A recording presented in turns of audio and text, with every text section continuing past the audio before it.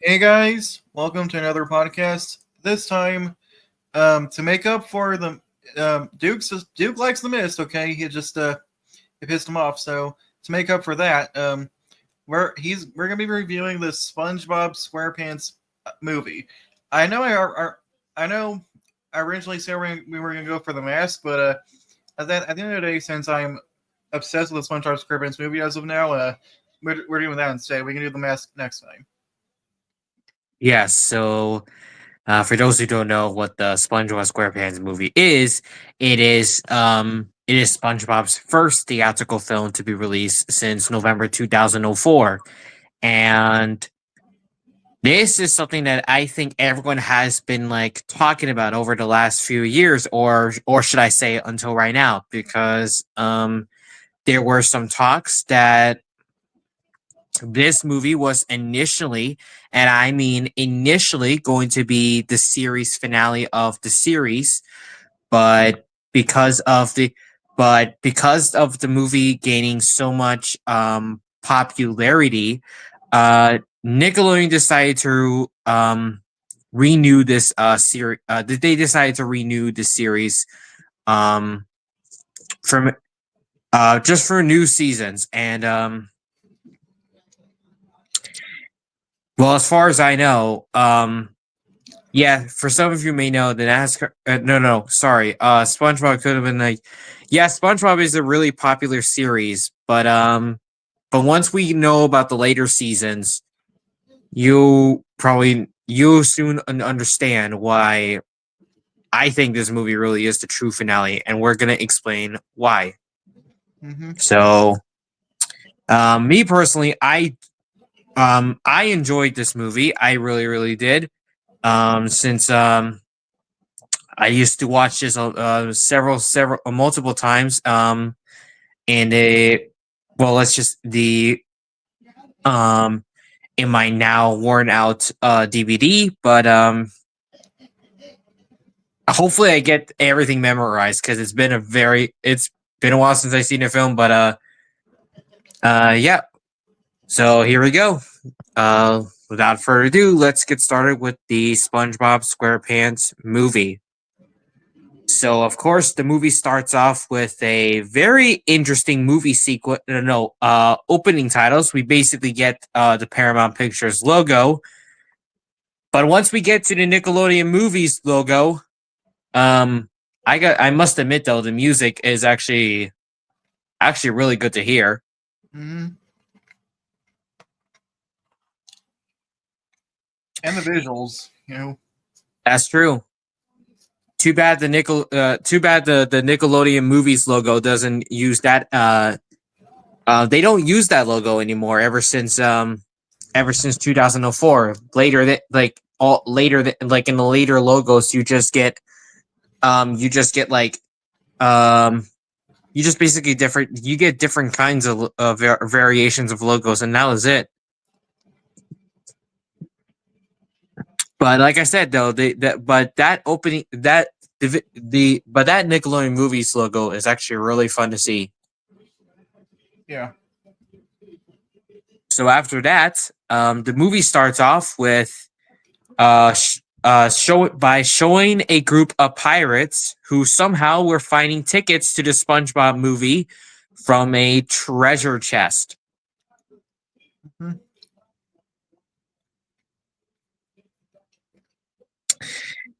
And of course, the opening titles is basically the theme song of of the show, but it's this time but it's this time sang by the pirates. And as much as I enjoyed I mean, as much as I enjoyed the theme song from the show, I think the movie did it. I think the movie did it. I think the movie kind of made it sound even awesome, or should I say sound better? Yeah.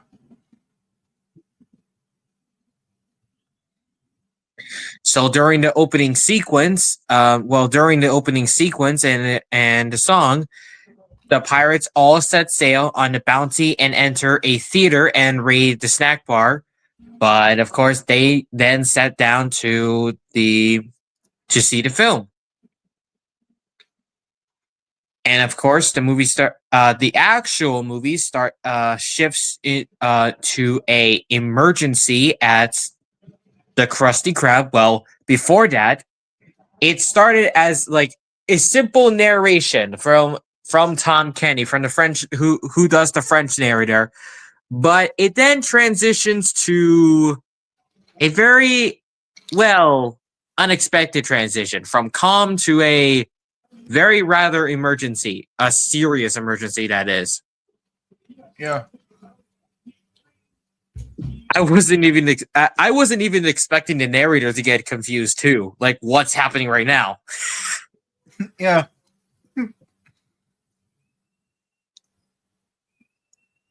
Like he was talking, and all of a sudden, cops appear. Back up! You back up! Poor French narrator. He was confused. What's happening? So after that, despite the Krusty Krab being surrounded with police choppers and large crowds and news reporters, the manager, SpongeBob SquarePants, arrives in a very interesting car or vehicle. And those boots. Oh, maybe SpongeBob must have finally got his license after all these years.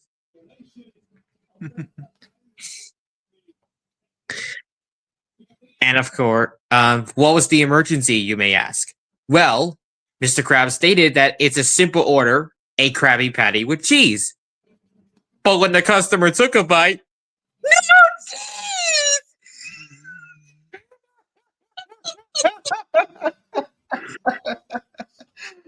The way your voice squeaked.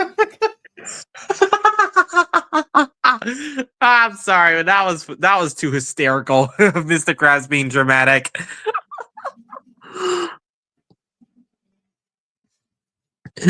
Well, anyway, after that, SpongeBob enters the Krusty Krab and meets that specific customer who was named Phil. SpongeBob himself opens a suitcase, takes out a pair of tweezers, and dramatically puts cheese on the Krabby Patty. After the day was saved, the crowd starts cheering for SpongeBob, but you thought that was real, but it soon turns out that it was a dream sequence because the crowd's cheers soon degenerate to the sound of SpongeBob's alarm clock. And we all know what the alarm clock is, a big foghorn. Yep.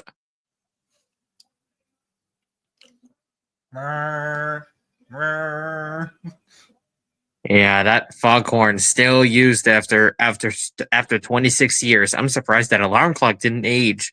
Well, I don't think that ages in cartoons anyway.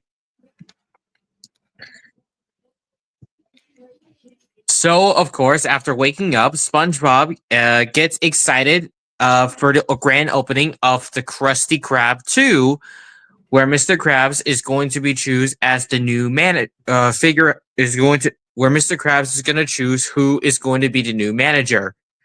And this, aside from being kicked out from Squidward's house after scrubbing his back from the shower, SpongeBob himself lands next to Patrick Star's rock and lifts it up. His best friend congratulates his best sponge friend, saying that to celebrate, they are going to go to Goofy Goober's ice cream party boat tonight. And of course, they all sang the Goofy Goober song. But afterwards, SpongeBob has to go off to the restaurant. Meanwhile, during the grand opening of the Krusty Krab 2, we come across someone who has still had several unsuccessful attempts and was very, very jealous by the fact that his rival, Mr. Krabs, was interviewed by Perch Perkins, and he never even had one customer. And that person or creature is none other than Sheldon J. Plankton. Mm-hmm. And he's not happy. He was not. He never was. Even after several attempts, He never came close to that recipe. Ever. He never have.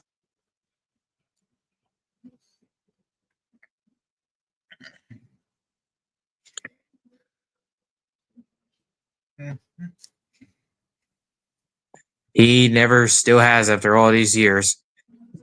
But of course, that is until Karen reminds Plankton of Z, the letter after Y, after Plankton tells her that he has tried every plan in his cabinet from A to Y. And of course, Plankton finds Plan Z, which is which is basically the plan, but after his own initial, which is the start of his name. He soon announces his revenge to conquer the world and get the recipe finally. But that didn't turn out so well after he was being stepped on by SpongeBob. Poor fellow. Poor fellow. Eli, I think I stepped in something. Scrapes his foot on the ground. Plankton's still underneath it. I'm sorry, but how did Mr. Lawrence pull off those screams after all these years? How does he still do it? So after SpongeBob pulled Plankton off his shoe, he asked him if he's going to the grand opening ceremony, but Plankton replies that he's instead planning on ruining the world, and SpongeBob has a very, interesting reply. Well, good luck with that.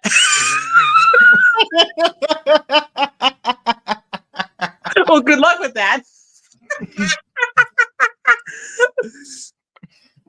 SpongeBob just replied like he said, like nothing. He's gonna say like, nothing happened. He's like, oh, this is fine. What the heck was that?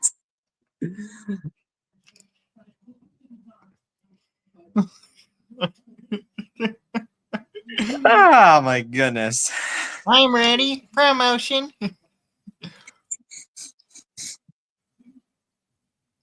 After that, Mr. Krabs prepares the grand opening ceremony of the Krusty Krab 2, which is basically the same replica of the original restaurant and located next door to it.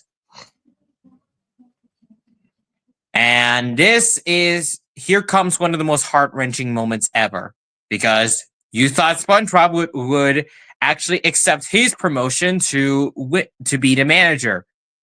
But of course, Mr. Krabs didn't announce SpongeBob, because Squidward is the new manager instead, much to SpongeBob's shock and dismay.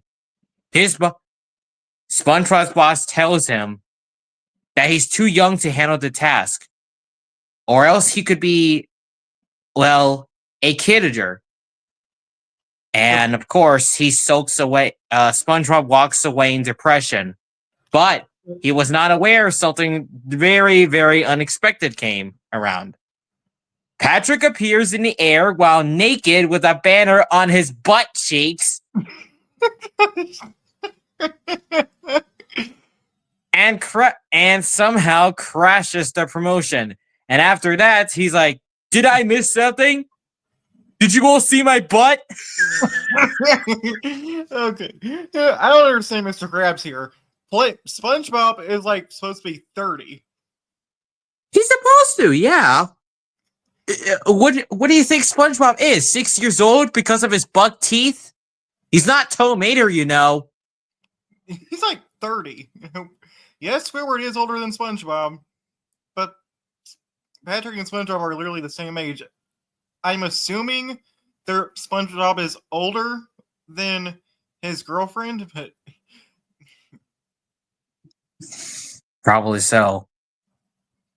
Well, not that much, but yeah. I did not even expect that Patrick would arrive in his birthday suit. Oh, God. But Patrick just came in with his own birthday suit, like nothing, like something is about to happen, but he didn't know what actually happened. But since then, we would never get. Well, we will explain. I'll explain later, anyway. Back then, Plankton flies towards King Neptune's castle as part of his Plan Z. Inside, we come across the king himself, who was attempting to punish his subject, who was actually the royal crown polisher for touching his crown. But of course, his more intelligent daughter, Princess Minnie, played by Scarlett Johansson, for those who may know her as Black Widow, somehow stops him and tries to tell him to show a little love and compassion to his subjects instead of making them suffer these harsh punishments. And honestly, I really can't blame Minnie at all, because I don't know what is up with King Neptune's attitude. Always hitting a squire on the head. Yep. But after that, the king explains to his daughter by showing her the crown and its importance. But that had to be cut short as Plankton somehow arrived on the scene and stolen his crown, causing Neptune to scream in horror upon noticing his crown was stolen. And of course, he flies off to Shell City, having stolen the crown thanks to Plan Z. And worse is to follow, is that he decided to accuse Mr. Krabs as well. But before we get to Neptune showing up at the Krusty Krab, we get a... How can I... it's hard to describe. Well, I know what you're going to say here. Jack.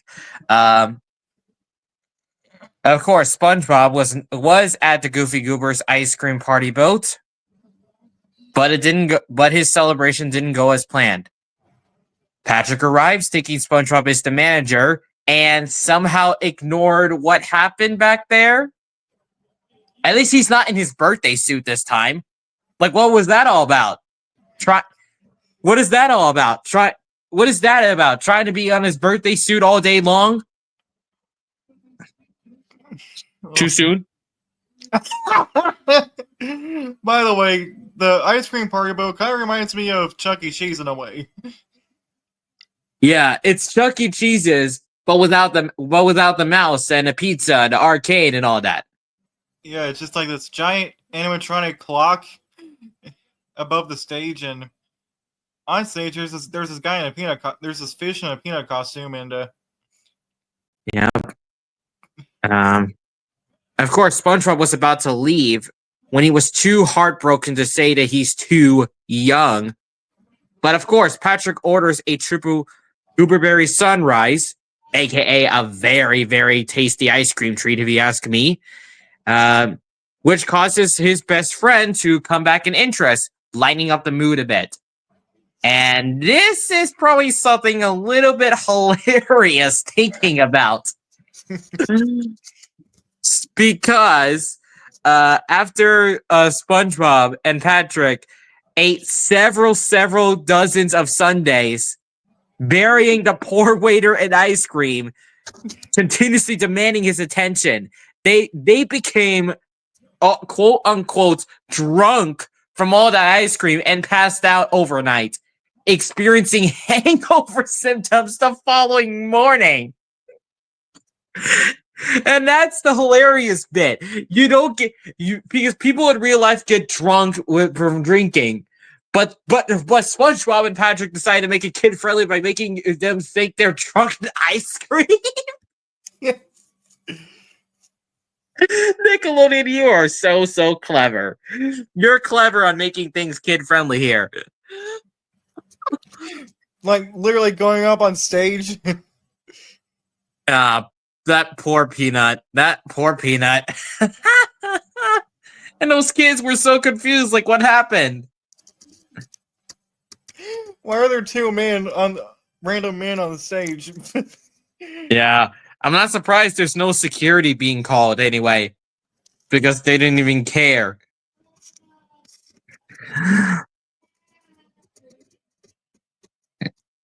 And, of course, we're now heading to Act 2, which is the next part of the film that Jack just pointed out earlier.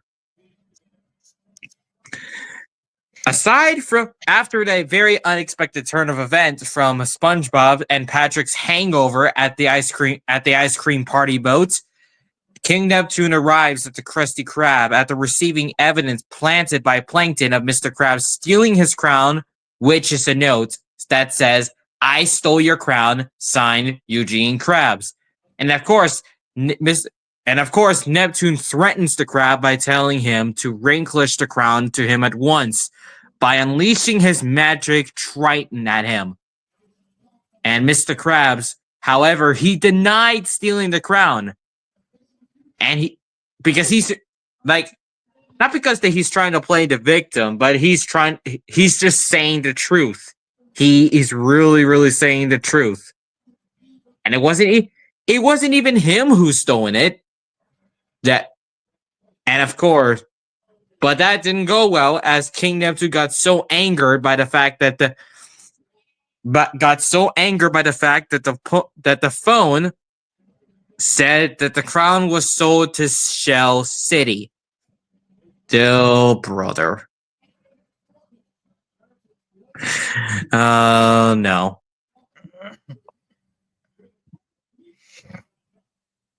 Minecraft's in the Forbidden Shell City.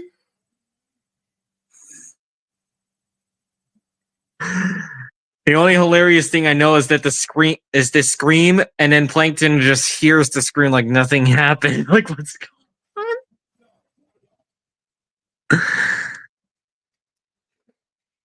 on? But of course, the confrontation was interrupted when a drunken SpongeBob arrives and starts to badmouth his boss for not promoting him manager by saying that he was a great boss, but instead decided to switch over to being a great big jerk.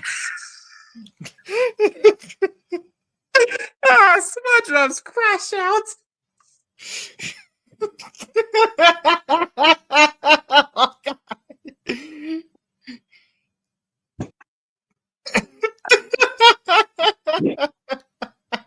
Man, I never seen SpongeBob that pissed off since Can You Spare a Dime? Ah.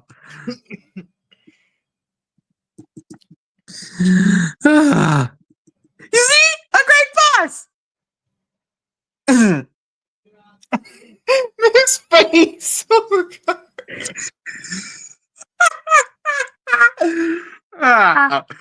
Okay, that was too hysterical. Anyone else? No? Well then.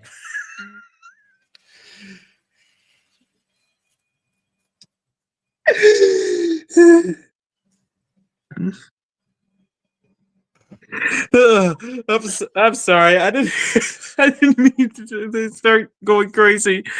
And of course, as SpongeBob's rant concludes, Neptune burns Mr. Krabs by shooting fire at him, causing him to bounce and run around the restaurant on fire before plunging into a barrel filled with water.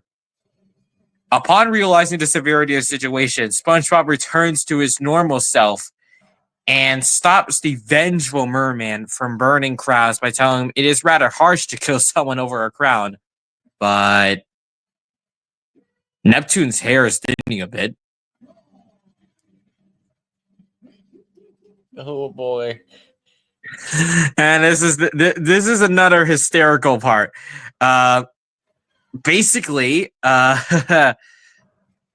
Neptune shows everyone his bald spot, which is too shiny to the point where everyone, including Fred, is horrified upon seeing it, causing Neptune to put the bag back on his head.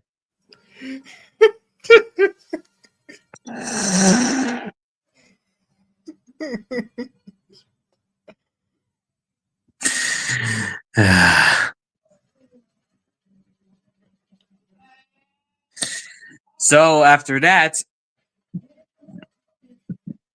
but unfortunately, after SpongeBob was about to defend Mr. Krabs, Neptune decided to execute them both. But of course, Mindy arrives and convinces her father to give SpongeBob a chance to prove Mr. Krabs' innocence. And his father or no, her father initially orders SpongeBob to be back with his crown in 10 days. But out of nowhere, Patrick, who was not drunk from the hangover, argued with Neptune how many days he can make it back. And of course, that didn't seem to help. That he just made things worse. What the heck is wrong with you, Patrick?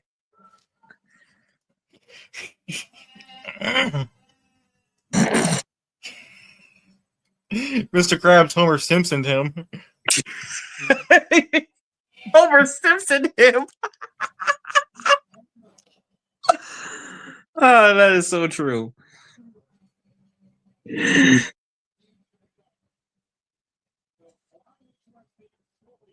So SpongeBob and Patrick agreed to travel to the dreaded Shell City and returned with the crown by then. But of course, Neptune decides to freeze Mr. Krabs for the time being and will threaten to kill him if he does not, or SpongeBob does not return within the period. And by the way, frozen Mr. Krabs is pure nightmare fuel. Yeah, the way he just stands there with his shocked face. How about the fact that he's aware of all this? Yeah. And of course, Squidward just ignored at first, but is like, we'll turn on the AC. Squidward, I'm pretty sure someone did not turn on the AC.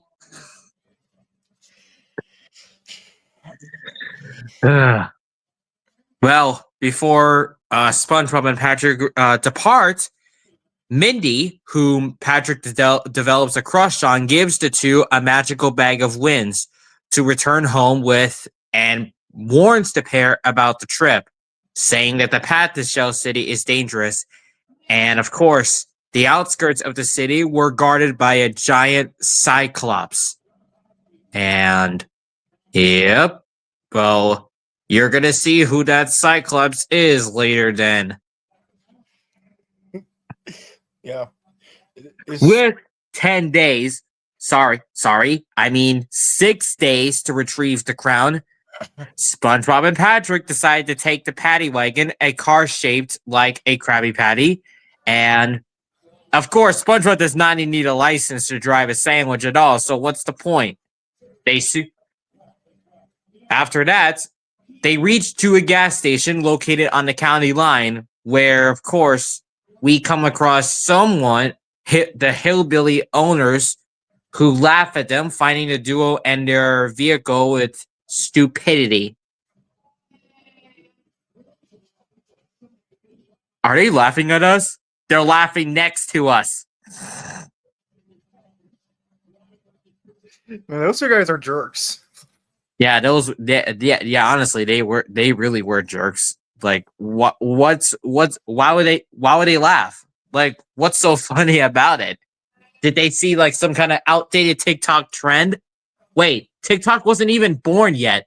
TikTok wasn't even a thing yet in 2004. What am I saying now?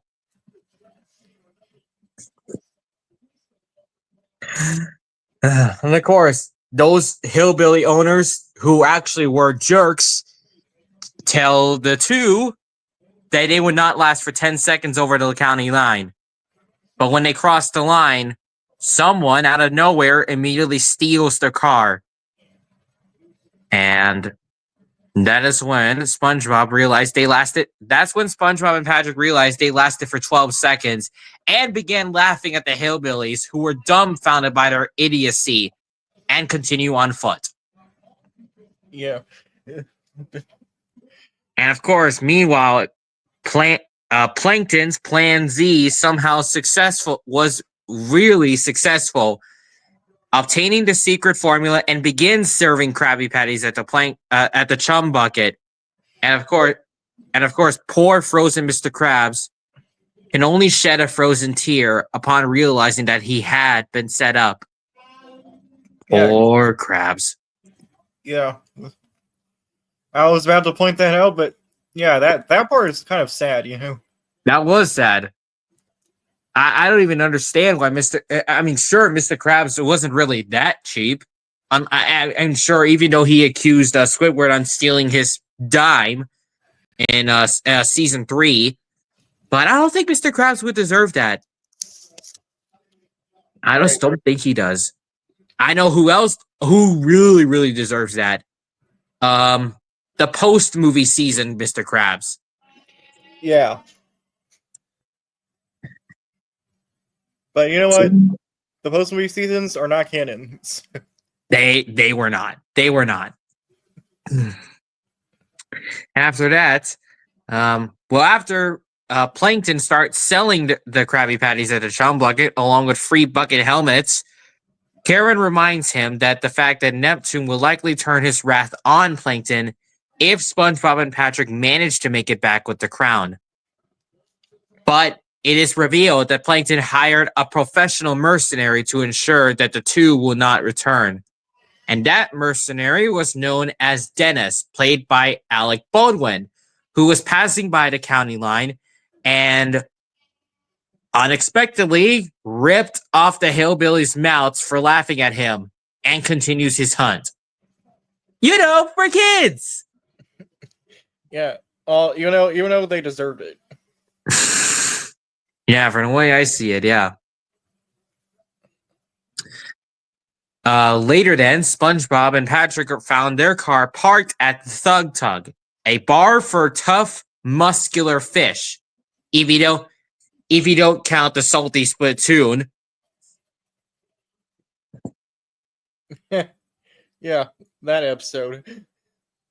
Yeah, there's no reg here. So after noticing that the key is missing, SpongeBob decided to have Patrick distract the thug so he can get the key. But that didn't go well because Patrick announced he has to use the bathroom, making SpongeBob unsuccessful as well. They both were in the bathroom, and as the latter realizes, SpongeBob decided to head for the bathroom and criticize Patrick for this as the latter realizes his mistake. As SpongeBob was about to wash his hands, using the soap dispenser, it produces bubbles, starting a bubble party. But that had to be cut short as one of the bubbles floats over to the leader of the Thug Tug, who reminds the other bar patrons of the policy that all bubble-blowing babies will be severely beaten. And a little bit of a fun fact here: the Thug Tug leader is named Victor. And he's Interesting. I didn't know that. And he's voiced by Thomas F. Wilson.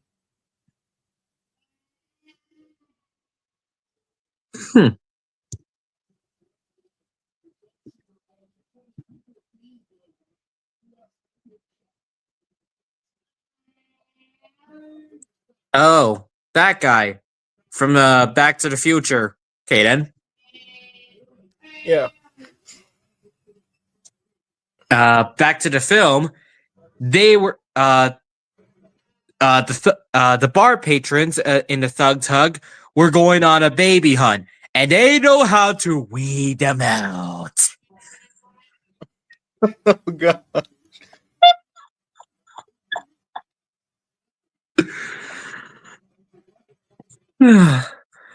So during the baby hunt, they decided to turn on the DJ decided to turn on the Goofy Goober theme song, where the first person to start singing is determined to be the culprit. Unfortunately, the two, SpongeBob and Patrick struggle not to start singing. The owner notices their strain and starts singing it to SpongeBob and Patrick in a mocking tone to intimidate them. But as they were about to sing, they somehow were safe when the twins burst out in song. And it looks like the thugs have found themselves a double baby as they start beating them up, allowing SpongeBob and Patrick to retrieve the key amid the confusion and depart.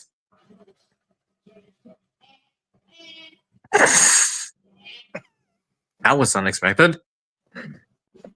Yeah, those twins got the crap beaten out of them. Yeah, they got beaten. Now, here's the next scene that turns into a normal day to a disastrous day. Because Squidward sees that because as Squidward was enjoying his day, he notices that everyone is wearing bucket helmets.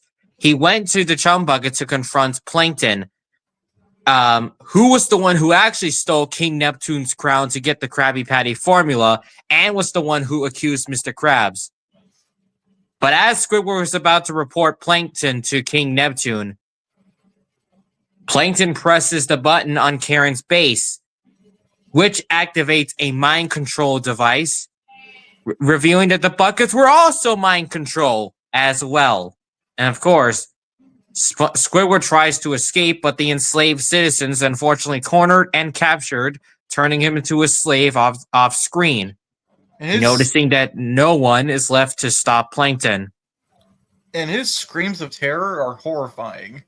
Sounds like something that you would see straight out of something that you hear straight out of a horror film. If you don't count the first episode of season 4, which we probably don't.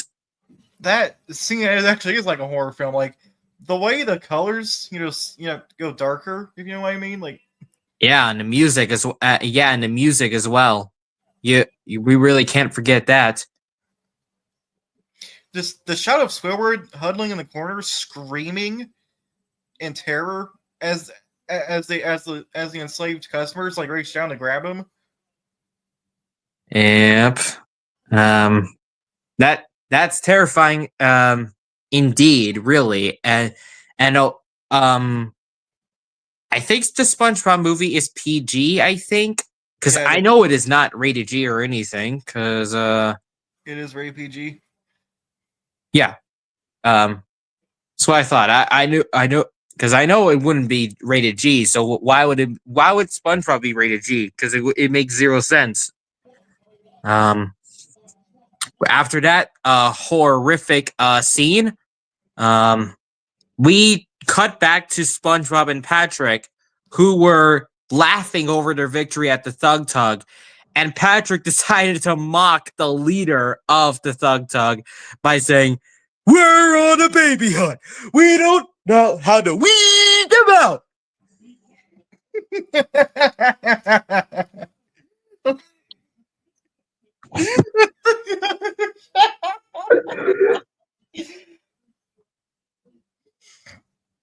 Oh my god. There's so much comedy in that scene, and the moment I see Patrick somehow wasn't really that stupid, he's just so hilarious now.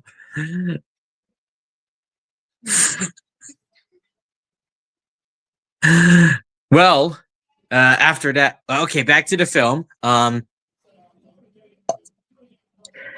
SpongeBob and Patrick were traveling through a field of skulls as they see an ice cream, and of course they stop to see an ice cream stand. But unfortunately, we see another horrific scene besides the mind control sequence. Because the old woman who was running the stand was revealed to be the tongue of a monstrous frogfish who was using the ice cream stand as bait. And oh gosh, like, okay, for one thing, frogfishes don't roar.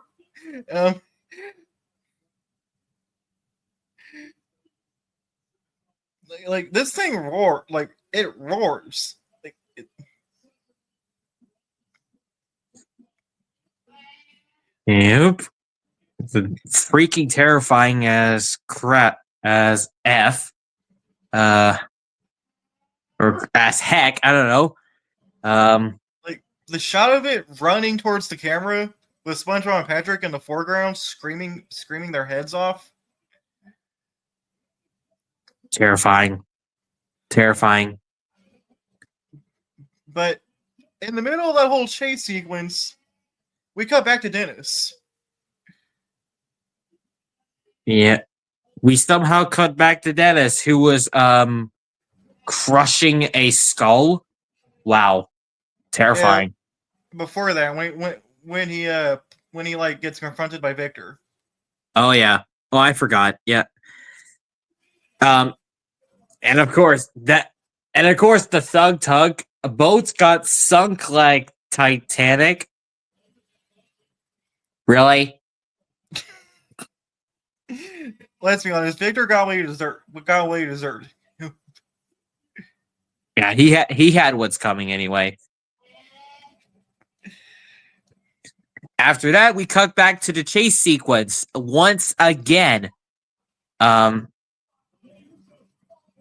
Where the frogfish somehow lured off the edge, ate the paddy wagon, only to be subsequently eaten by a very larger sea serpent that appears from the trench.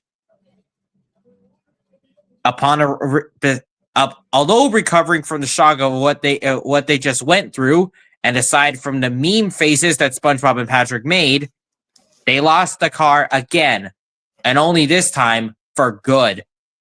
Moving on from the paddy wagon, Patrick wonders where's the road. Where is the road? SpongeBob found it. Only that the cliff that they were standing on is actually a trench filled with monsters of all sorts. Patrick decided to be teasy, a little cheeky, by deciding to taunt the stairs up to the trench, trigger growling an unseen monster.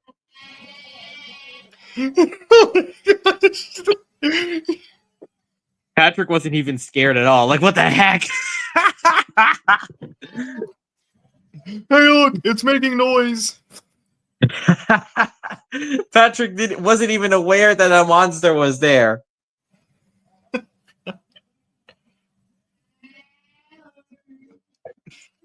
But then we get another depressing moment. We have. We get to another, the second heart-wrenching moment right there. Unfortunately, SpongeBob decided to give up and accept the fact that he and Patrick are just kids, while Patrick unsuccessfully convinces him otherwise. They were about to go home until Mindy arrived and shows them what has happened to Bikini Bottom while they were gone. Plankton has actually taken over the city, transforming it into Planktopolis. SpongeBob and Patrick watch in terror as they see who got enslaved by Plankton. Squidward, Sandy, Mrs. Puff, and Gary. Meow, Plankton. Poor fellow.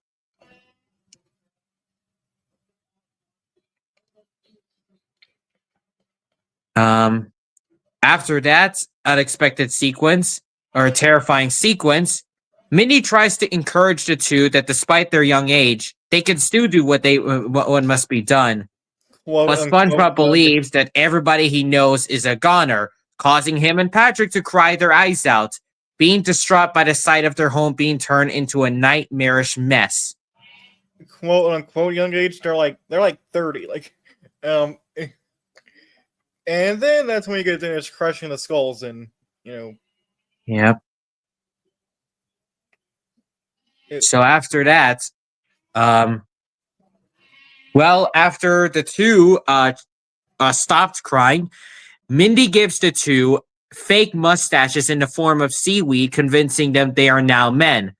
SpongeBob and Patrick now successfully passes through the trench without fear, while singing "Now That We're Men," "Now That We're Men," and even befriending monsters in the process.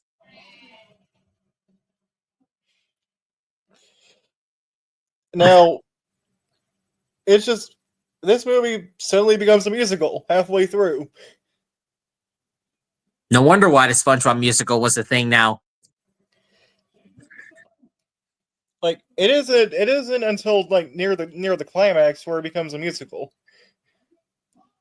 From the way I see it, I think it is a musical too. I mean, think of it this way: we have the pirates singing the theme song. We get to the second song now, and there's another one in the end we're gonna get to later. Although SpongeBob and Patrick we're about to continue where they left off. They met up with Dennis, who was on the other side, who tells them that he was hired by Plankton to exterminate them. Unfortunately, initially the two laughed his threat off, but Dennis rips off their mustaches and explains to them that they are not really men and prepare to kill them. He inadvertently reveals that Plankton was the true stealer of King Neptune's crown. But after that, he reveals his retractable spikes underneath the boots and prepared to stomp on the two with one of them. However, before Dennis could finish the job, an even bigger boot somehow crushed Dennis, which, although SpongeBob and Patrick were saved, they thanked the stranger, who was revealed to be the Cyclops that Mindy was talking about in the previous scenes of the movie. Except he's not even a Cyclops. Yep. Cyclops are monsters, but this one, however, is a human.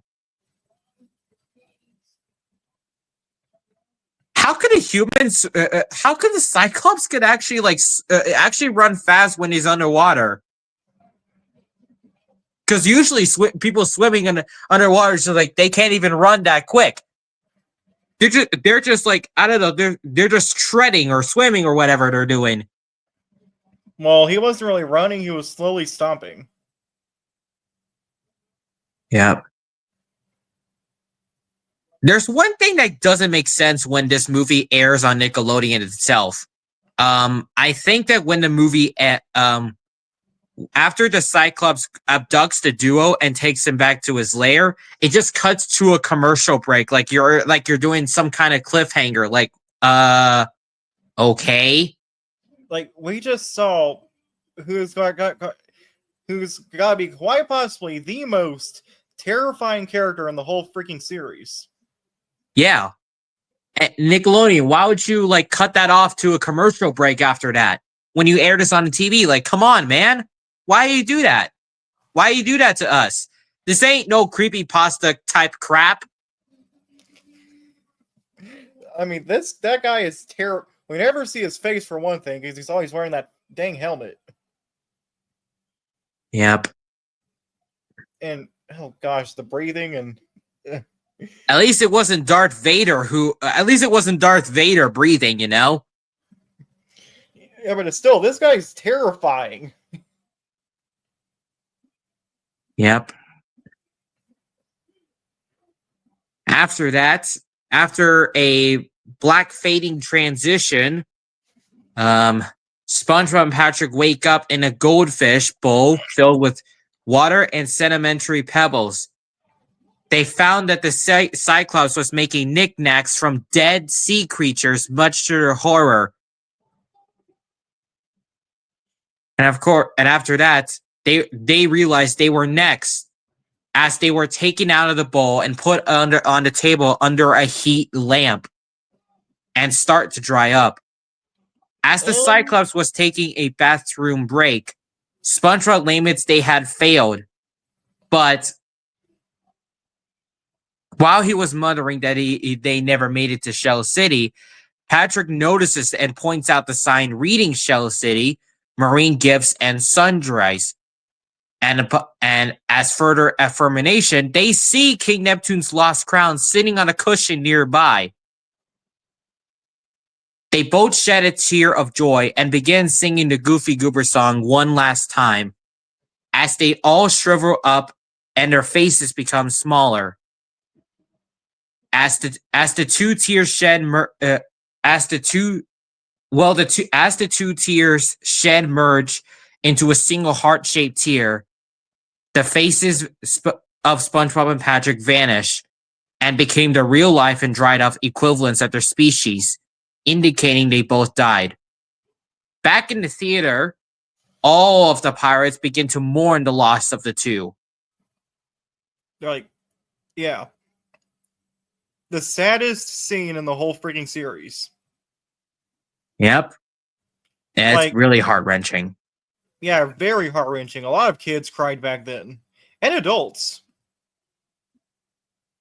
Anyone who says that any animated movie is for kids, you think wrong. You think wrong. Tell that to Tarzan or The Lion King or any other Disney Renaissance film that you may know of. Like, I'm actually emotional just thinking about it. Oh, I can't blame you for that. I can't blame you for that either. I mean, like, it's not the voice acting, the pirates crying, especially the music. Yeah. And the music, by the way, to make it even more heart wrenching, the music is literally titled "The Two Friends End." Soundtrack pieces really like to come up with something that makes you cry even more. And I thought James Horner's music from Titanic will give you this much of the or would be at the point where you would cry.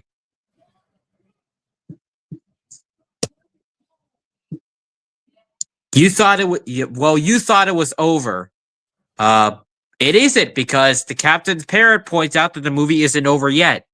And the pirates continue watching it as they see that the tier of the Goofy Goobers slide down a wire into the power outlet, causing it to spark a short circuit and the lamp to fizz out.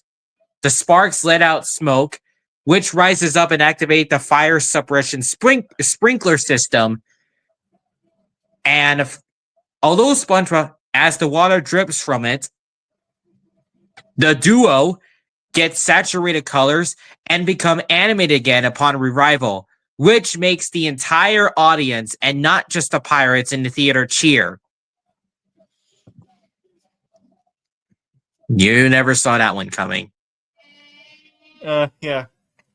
But how could you forget that that one thing the Cyclops made? Alexander Clam Bell. Yeah, we can't forget that. Oh, I can't forget that. Using glue and googly eyes. Oh, but and I don't know if it's a little detail, but you can kind of see Elmer on the label of the glue.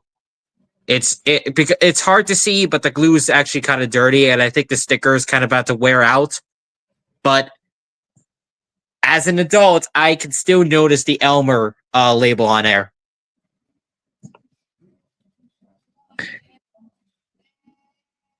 Well, back to the film. The duo, after coming back to life, they head to the crown and take it back to King Neptune, only for the Cyclops to return from his bathroom break and grab them. How long has the Cyclops been in the bathroom for? Honestly, what 10 minutes? Did he take so much Taco Bell all day? Well, he has to take that diving suit off, you know. Yeah, off screen. We may never know what was he doing, or how, because I thought he was only in the bathroom break for 10 minutes. I don't know if it's just me, but uh, anyway, back to the actual film. Like I said, although the Cyclops had returned, a tremor occurs everywhere in Shell City. As SpongeBob notices that the rest of the sea creatures were beginning to reanimate as well from the sprinklers. They retaliate at the Cyclops for drying them. And a little bit of fun fact: the lobsters look like Larry, the crabs look like Mr. Krabs, and the starfishes look like Patrick. Yep.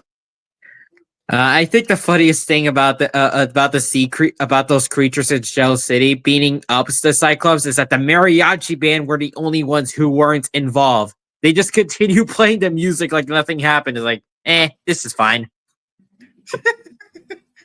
How about the freaking lobster spraying glue on the Cyclops' helmet, and yet, even though his face is literally protected, he still makes gurgling sounds. That doesn't make sense. Like, he's weird. He should be safe from the glue. Why did you make gurgling noises when you still have something? You have a helmet on. He was probably panicking.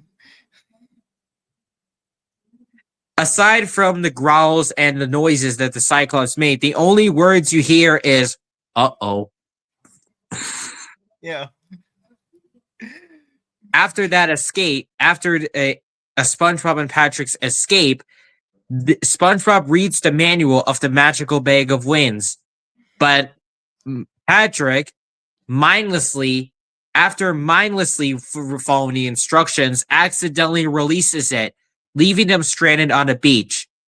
But they can't give up yet because we come across a local lifeguard named David Hasselhoff who arrives and carries the two across the ocean on his back. Bye-bye, Shell City. Yep. Bye-bye, Shell City.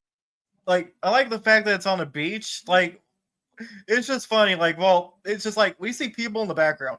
Like, it's just funny. Think about it, like, well, all these beachgoers are just minding their own business. Inside the gift shop behind them, there's a guy. The owner is getting the crap beaten out of him by a bunch of fish. Yeah. Like all the chaos going on inside, while outside is just a peaceful beach. Yep. I was not expecting David Hasselhoff to actually appear in the movie. I mean, I don't know how old was he filming. I think he was like he was 40, or is he 50, or was he 50? I don't know. Maybe he was in his 50s, I'm guessing. I don't know. Anyway, we come to the final climax of the film. On the way back home, SpongeBob and Patrick notice that the big boots that belong to the Cyclops, they were confused to know how it's moving on its own. But much to their horror, a crazed and furious Dennis emerges from below it, revealing himself to have survived from the earlier incident. And we see his face for once. Yeah, we see his face. Really, really, I don't know, terrifying if you ask me.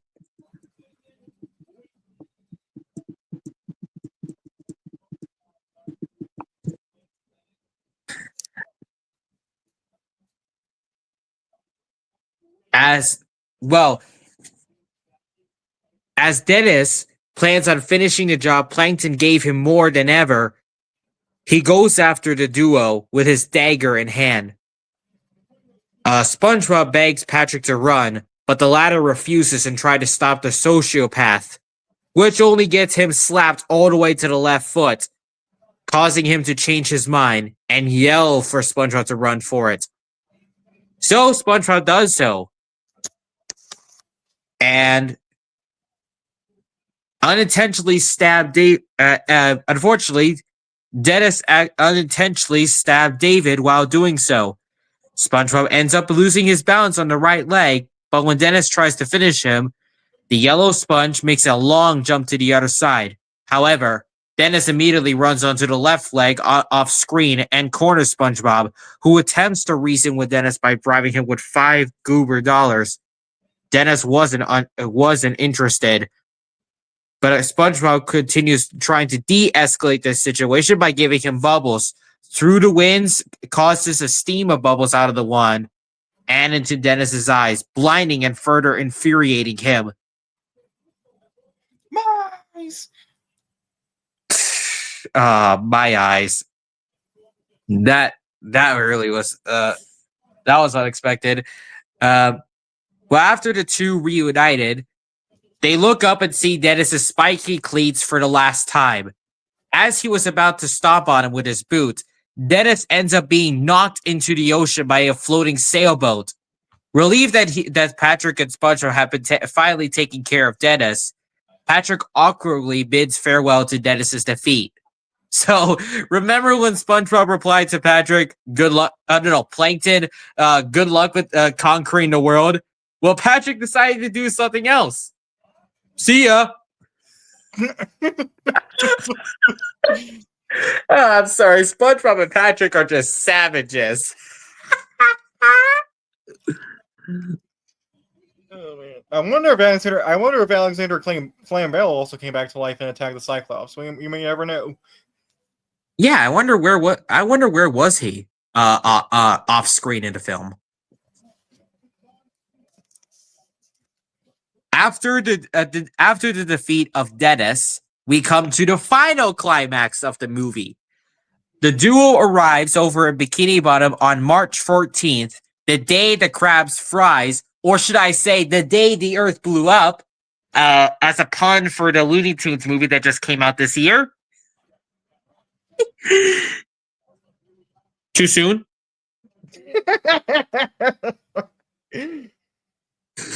Oh boy, this is our longest podcast yet. Yeah, this is the longest one yet. Since I think one of our Pixar DVDs we did either Finding Nemo or Monsters Inc. I don't know. Well, yeah, you're right. We're already 1 hour in. As the duo arrives at Bikini Bottom, King Neptune was about to execute Mr. Krabs, but was being stalled by Minnie, driving him crazy, causing him to lock his daughter out of the restaurant by frightening her outside with his anger and putting a giant lock on the door. Minnie frantically wonders where the duo are as time is running out. Meanwhile, the three arrive to Bikini Atoll, which is the island which is the island that you see in every single time in the opening sequence of the show.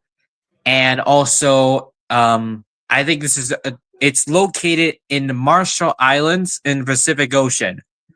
But aside from that, SpongeBob worries that they will never make it to Krusty Krab 2 on time.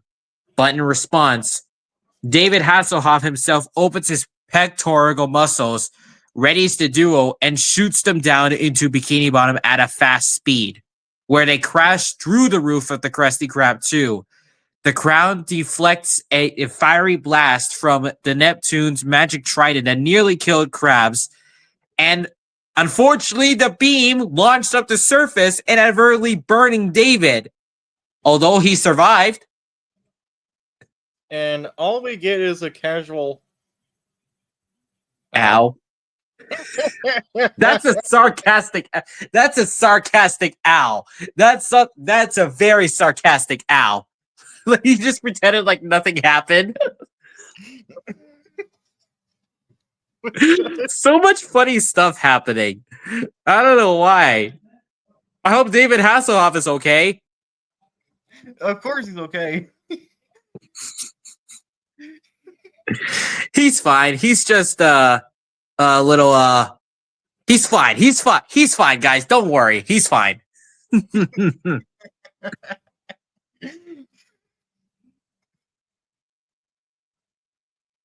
Although after that, SpongeBob and Patrick rejoice for accomplishing their goal. Neptune was finally happily reunited with his crown, and Minnie congratulates them for their heroism. But their celebration had to be cut short from not only Plankton sarcastically congratulate them, he reveals that he has another trick up his sleeve. A king-size chum bucket helmet that he dumps on Neptune, also putting him under his control, with Neptune aiming his flaming trident at them, making the survival seem impossible. It's here that SpongeBob realized that Plankton did not care on whether Mr. Krabs should be fried or not. He just wanted the power of the seas under his control, having used the theft of the crown to lure Neptune into the trap, and thus, although SpongeBob, the main character, the main protagonist at the time of the show, thinks that Plankton cheated in this overall battle, Plankton laughs the claims off and states that SpongeBob is because he's an evil genius, and SpongeBob himself was a kid. Although he admits that he is just a kid, he learned that even if he can't change who he is and become manager like he wanted, it's okay because he did everything they said he couldn't do, like getting the crown back. And that inspirational speech leads to SpongeBob transforming and breaking out into a very rather bizarre rock version of the Goofy Goober theme song, which is really a parody of the song I Wanna Rock. That doesn't stop it from being awesome, though. That rock music actually kind of goes hard. Actually, Well, during the music during that song, Plankton yells for his slaves to seize SpongeBob, but the latter uses his electric guitar's laser beams to destroy all of the control buckets, freeing his friends and all of the citizens from Plankton's control. Plankton was really so shocked. He yells at Karen to do something, but unfortunately, his computer wife was too lured by the rock and roll. I guess he's on his own then. He's on his own. As a last-ditch effort, Plankton tries to command King Neptune to stop SpongeBob, but the latter quickly destroys Neptune's helmet before he can finish the command. Out of options, Plankton tries to escape, only to be trampled by the freed citizens outside the Krusty Krab 2 before he could do so. And that was the same moment when SpongeBob got when Plankton got trampled by SpongeBob. First he got trampled by SpongeBob, and now the citizens. That's double the karma right there, ladies and gentlemen. That's double karma for you. You can't make that up, can you? No. In the aftermath, Plankton gets arrested for the crimes of stealing King Neptune's crown and the Krabby Patty formula respectively, as well as both framing Mr. Krabs for the crown theft and enslaving the Bikini Bottom citizens. The villain tries to sugarcoat the situation, but all the citizens watch him in disgust, and the equally uninterested cops take him away, resulting in Plankton finally screaming for vengeance, rather than saying, "I went to college!" It's horrifying. I will destroy all of you! Plankton can't really destroy everyone, because we all know his plan is still unsuccessful. After the climax, Neptune reaches an understanding with his daughter Mindy, finally showing respect for her idea of being a better ruler through showing love and compassion for the sea creatures, which he acknowledges as the ultimate reason for getting his crown back. As he was about to leave, though, Mindy reminds her father about Mr. Krabs. Realizing that he's still frozen, Neptune goes over to change Mr. Krabs back to normal. At first, Mr. Krabs was accidentally turned into a real boy. Really? Someone must have watched... Did someone watch Pinocchio before that? Although Neptune immediately corrects his mistake and turns him back to normal, the king later apologizes to Mr. Krabs for falsely accusing him of the theft, also telling him that he's fortunate to have SpongeBob in his corner for his heroism. He was the hero himself was still hanging from the ceiling, prompting Patrick with those very big long legs to get him down. Did Patrick have a growth spurt or what? I don't know.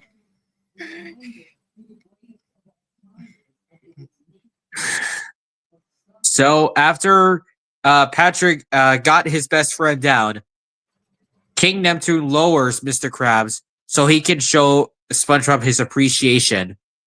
Once they meet, Mr. Krabs gives his own apology for SpongeBob for ever downing him, rewarding him by appointing a manager after all. SpongeBob attempts to deliver a heartfelt speech of realization, but he just doesn't know how to put it in words. Squidward tries one last time to make himself to look good in front of everyone, and suggests that he doesn't really want to be manager of the Krusty Krab 2 anymore, and would rather just stay the goofy fried cook he is.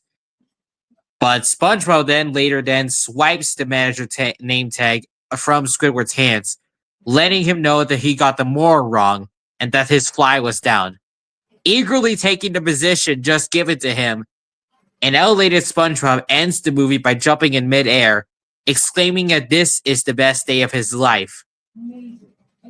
And then we get a very interesting end credit sequence. Aside from Ocean Man, sung by Ween, being played over, we see SpongeBob's life as the manager of the Krusty Krab 2. Most of his work is the same as before, but gets a big hat, a small raise, and the responsibilities Mr. Krabs has, such as keeping an inventory and promoting the restaurant. After the an epilogue, we get a very interesting end credits with waves being splashed over with some very interesting songs to listen to. These songs are emotional, let's be honest. So people may be wondering, what were the songs called exactly? Well, I know one, Best Day Ever by SpongeBob himself, or should I say Tom Kenny. The one before that is called Just a Kid by Wilco.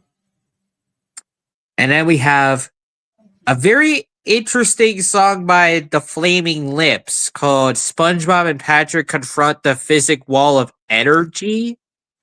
Huh. I'm going to be honest, the most emotional out of all these songs is Just a Kid by Wilco. Yeah, I think so. Although I think I can recall correctly the DVD menu, I just hear the instrumental of Just a Kid in the background. But that guitar riff kind of sounds very good. Yeah. The end credits is kind of interesting. I mean, aside from the waves transitioning from blue, but as the Best Day Ever plays, it starts transitioning to yellow. Don't take that out of context, people, please. Yeah, it's supposed to represent SpongeBob. Yeah. After the movie ends, the curtains close as we see a post-credit. The usher tells the pirates to leave the theater so that she can clean up the mess they had made. The pirates were initially offended, but they understand and take their leave as the movie draws to a close. Looks like the pirates must have had fun with the movie, didn't they? Yeah. I mean, they stayed throughout the end credits. Yeah. I mean, most movies have post credits. So what do you think what do you think people would do? It did not have a post-credit scene in universe. Yeah. But it did have a post-credit scene out of universe. Yeah, that's true.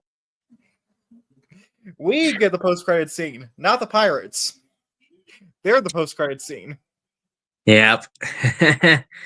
After the movie ends, we just get the closing titles, the Paramount Pictures logo, and that's it. And that is basically it for the SpongeBob SquarePants movie. I think actually, I never understood why Nickelodeon actually had the audacity to just renew the show with new seasons, because of the movie's popularity. Like, no joke. Like the way I picture it now, as I used to enjoy the all the modern episodes, but as an adult, seeing so many YouTube videos and seeing how many people hates the new seasons, I come to realize that okay, maybe I was wrong about the new seasons, and maybe I should probably like the older ones more, and the first movie, even though although I like the Sponge Out of Water movie and I saw in theaters with my family, I still like the first one. I just still like it. I think it's a perfect send off to the show. I don't know if it's just me, but when I see the Remembering SpongeBob montage from the Sponge Who Could Fly episode, I thought it was going to be I thought it was just going to be an actual montage, to thinking that okay, maybe season 3 is the final season. It's like, oh no, I guess SpongeBob's about to say goodbye to us then. Anyway, I was like 4 maybe when I first saw this movie. How I'm 20 now. How old were you?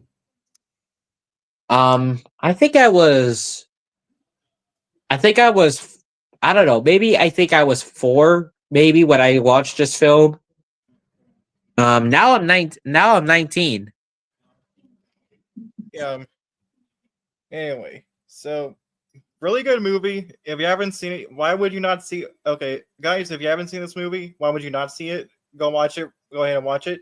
Um, And if people say that the SpongeBob movie is like the worst film, and I think is the and not the finale, go ahead and watch the new seasons and tell me if this is the perfect finale or not.